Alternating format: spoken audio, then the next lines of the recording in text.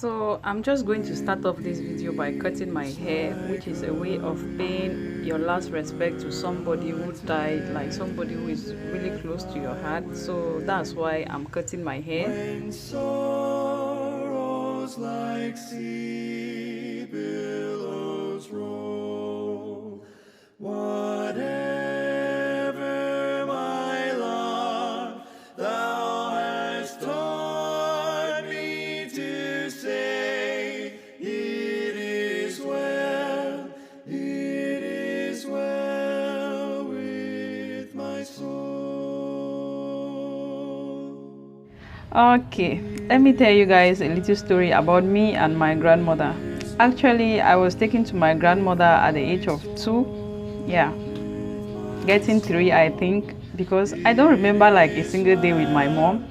And yeah, I remember I was taken to her at a very tender age. I had not started school, and I remember I stayed for some years in the village with my grandmother before I started school at the age of 5. Yeah, so grandma was my father, my mother, and my everything.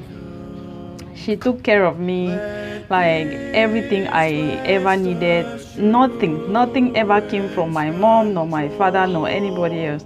Everything, like from my clothes to my feeding and everything, grandma did it for me herself. From the age of 2, as I earlier told you guys, till I finished high school. Yeah, that's how awesome my grandmother was to me. And I don't remember ever going for holidays in my mom's house or any other person. I remember I called her on the 11th of May, and she was like, "My daughter, when are you coming to see me?" I told her I was coming because I was preparing a passport for my daughter to go and see her, because her concern was mostly she wanted to see my daughter. You guys are seeing right here. Yeah, so I told her I was preparing her passport, and she was like, "You know, one day if you call and I'm dead, what are you going to do? Like, you're just going to cry and stay." And I thought it was a joke. And on the 23rd of May, my phone rang. It was my brother who was calling, and he said, "Finally, grandma is gone." And I don't know why I recorded the call I had with her on the 11th, and I went back immediately to the call and I played the call. It was like a dream. It was like a dream. I felt like I was going to die or something. I don't know. It was the most difficult day of my life, and till today I don't think I'm ever going to be the same again, because like something died in me from the day I received that call, and I don't think I'm ever going to be the same again. I remember she taught me how to pray.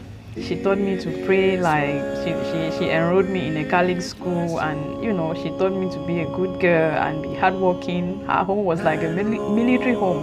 Like she didn't have any space for lazy people in her home. She kept everybody busy, and my grandmother was as fierce as a lioness, and nobody could intimidate her. But her heart was soft, very tender and pure. That's one thing I really loved about her. And yeah, I don't know, she was outspoken. She would tell you everything right there to your face, and you can do whatever you want to do. That's my grandma, and I miss her so much. I cannot believe she's been buried, and I can't even attend her funeral because I can't fly with my daughter. It's the most difficult thing I've ever been through. And I'm going to say this to you: if you have your parents or your grandmother or somebody who is really close to you, I'm going to give you one advice. Like, when you have the time, take out time, like spend time with them, show them love, care for them, because one day, no matter what you do, they are never going to be around. And you cannot get it because you are not yet in my situation. Yeah, so I just want you to take care of your parents, take care of your siblings. I don't know, because one day just like that they'll be gone and you'll be left all alone, and you start regretting, just the way I am right now. Yeah, it's like a dream. I can't believe she's gone and I'm never going to see her again. I feel like I'm alone, even though sometimes when I look at my daughter, I'm like, yeah, I have my daughter here, I can't stop thinking about our conversations, the food, and her cooking was so good. She didn't need like ginger or garlic to make the perfect food, but her food was the best. And I don't know, I miss her laughter, her jokes, and everything. And it's really difficult. Yeah, grandma was sick. She was very sick. She had all kinds of things disturbing her. Her legs were paining. She had, I don't know, a lot.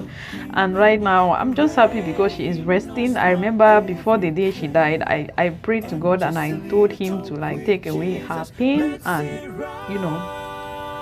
because it was in the night, I was like, please God, take away her pain and let her sleep. Just if it's just for this night, let her sleep without any pain, nothing. I just want her to be, And the next morning, I don't know, I was called and my brother told me she was dead. I was like, I didn't pray for her to die. I just wanted her to be relieved from the pain, and I don't know. So it's really painful. It's the most painful thing I've ever been through. My grandma raised me by herself. No help from my mom, nor my dad. By herself. To the person I am today. I remember once I was going to die, like I passed out. I was sick of malaria and she saved my life because she discovered me very early in my room in the morning before going to the farm. Actually, I was sick. It was just like light fever, so maybe, so she came very early and I had passed out. She took me to the hospital and I only regained consciousness like 2 days later. And I was like, Grandma, you saved my life. I remember her giving me shower and everything. She was old and weak, but she was taking care of me as the baby I was to her as always. It's really painful that she's gone. And I just want to tell you guys, please, if you have somebody who is really dear to you, who is close to your heart, take care of them, because one day it's going to be too late. Like it is for me right now. Completely. Thank you guys very much for watching.